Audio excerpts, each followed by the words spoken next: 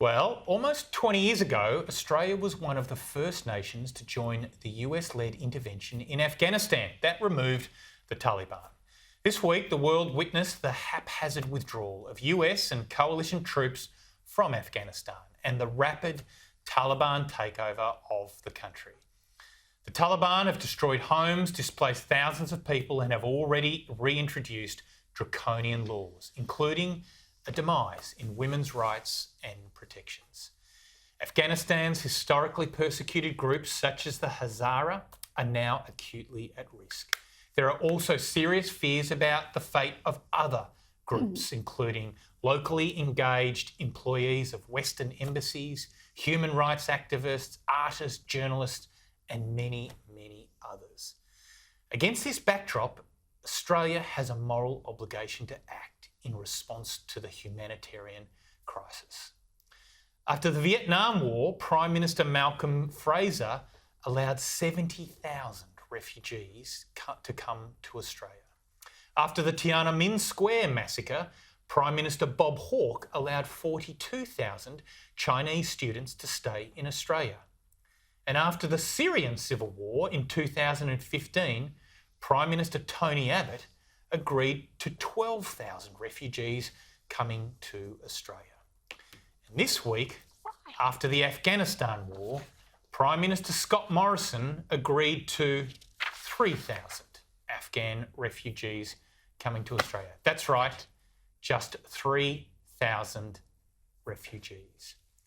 Moreover, the government said Afghans would be accommodated within Australia's existing cap, 13,000 annual humanitarian people taken in.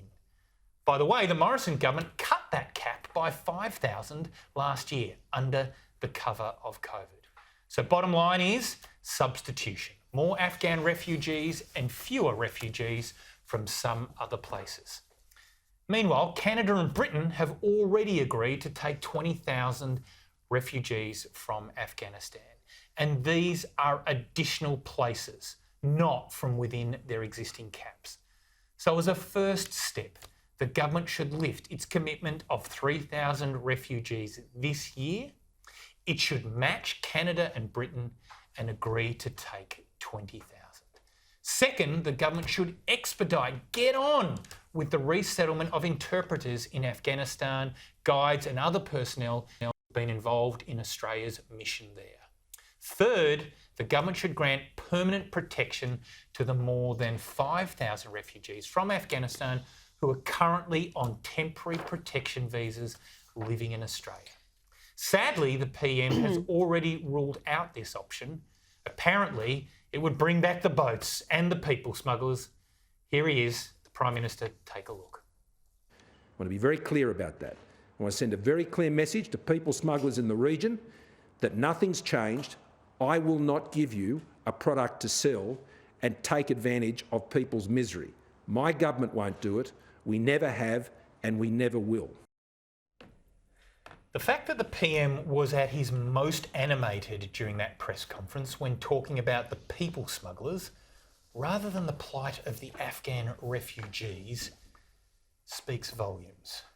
Australia has to do better, as Fraser, Hawke, Abbott and others have shown. Australia has a proud history of doing better in this area. And the Prime Minister of today, Scott Morrison, should immediately lift the humanitarian refugee intake from Afghanistan.